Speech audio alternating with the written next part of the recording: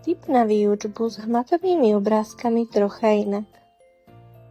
Dieťa pomenuje určený obrázok a z obrázka vyvodí písmeno nachádzajúce sa na konci slova pomenovaného obrázka.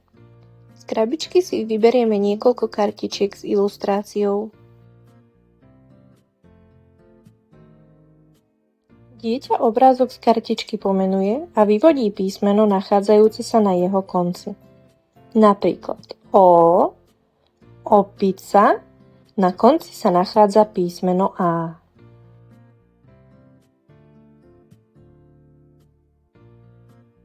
Druhý obrázok. Na tomto obrázku sa nachádza písmeno A ako aniel a na konci sa nachádza písmeno L.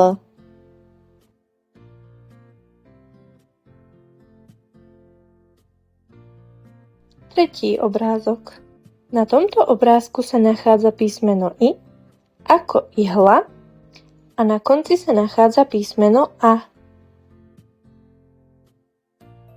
Táto úloha má aj druhé prevedenie. Dieťa z obrázka vyvodí písmeno nachádzajúce sa na začiatku. Pozrite sa na učenie trocha inak a objavte potenciál vizuálnej techniky učenia.